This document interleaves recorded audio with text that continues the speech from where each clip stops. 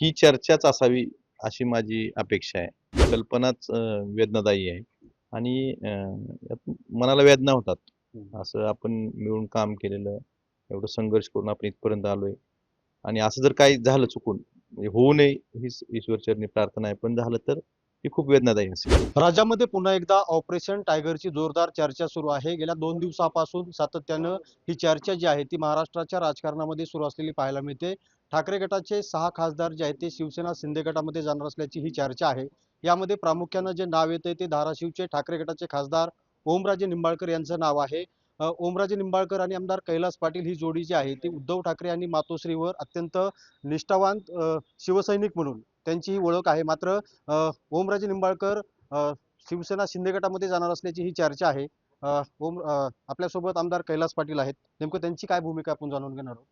ओमराजे शिवसेना शिंदे गटाच्या वाटेवर असल्याची चर्चा गेल्या 2 दिवसापासून सुरू आहे. आपली काय भूमिका आहे? ही चर्चाच असावी अशी माझी अपेक्षा आहे आणि मी कालही स्पष्ट केलं, आजही स्पष्ट करतो, की 2022 पासून 22लाही ज्यावेळेस पहिलं बनणं झालं होतं, त्यावेळेसपासून माझी भूमिका स्पष्ट आहे, की मी उद्धव बाळासाहेब ठाकरे या पक्षासोबत, उद्धवजी ठाकरे साहेबांसोबतच मी राहणार आहे आणि इथून पुढच्या काळातही त्यांच्यासोबतच राहीन. आणि खासदार साहेबांनी सुद्धा असा काही निर्णय घेऊ नये यासाठी माझे प्रयत्न असणार. काल तुम्ही पुण्यामध्ये त्यांची भेट घेण्यासाठी गेला होतात. तुमची भेट झाली अशी देखील माहिती आहे ती समोर आलेली होती. नेमकं काय भेट झाली किंवा काय चर्चा झाली? भेट घेण्यासाठी गेलो होतो. मला उशीर झाला होता. काल सकाळी मला त्यांची भेट घ्यायची होती, पण माझी ती भेट होऊ शकली नाही. मी अजून त्यांचे संपर्क साधून त्यांची भेट घेण्याचा प्रयत्न करणार आहे. एकीकडे धाराशिव जिल्हा हा शिवसेनेचा बालेकिल्ला आहे. आपण जर पाहिलं तर 2 आमदार, 1 खासदार अशी जी परिस्थिती आहे ती धाराशिव जिल्ह्यामध्ये आहे. मोठ्या प्रमाणावर उद्धव ठाकरेंना मानणारा, बाळासाहेब ठाकरेंना मानणारा मोठा वर्ग आहे. ओमराजे यांना ही निर्णय घेण्याची गरज का पडली असेल? काय वाटतं नेमकं? याबाबत खरं तर म्हणजे तेच सांगू शकतील. हा निर्णय होऊ नये एवढीच माझी अपेक्षा आहे.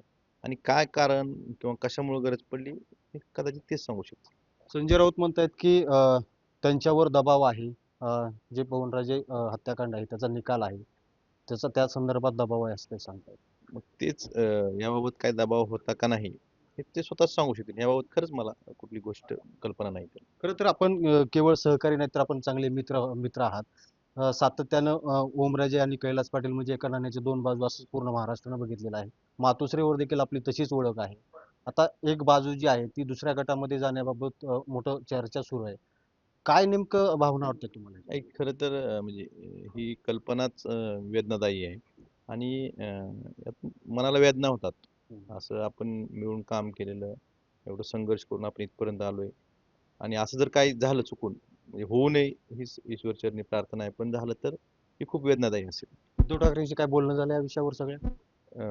1-2 वेळा बोलणं झालं होतं. आता उद्याही वर्धापन दिन आहे पक्षाचा, त्यालाही मी जाणार आहे. त्यावेळेस भेट होईलच. आजच्या पक्षाच्या बैठकीला देखील दिल्लीच्या ओमराजे जाणार नाहीत अशी माहिती मिळते.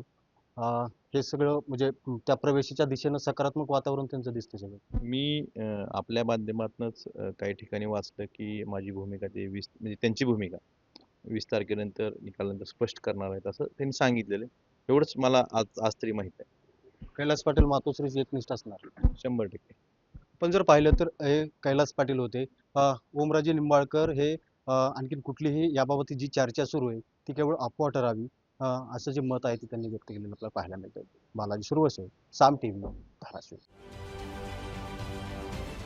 महाराष्ट्रातील सर्व बातम्यांचे विश्वासार्ह व्यासपीठ, सकाळच्या सर्व सोशल मीडिया प्लॅटफॉर्मला लाईक, फॉलो आणि सबस्क्राईब करा. तसंच सर्व नोटिफिकेशनसाठी बेल आयकॉन प्रेस करायला विसरू नका.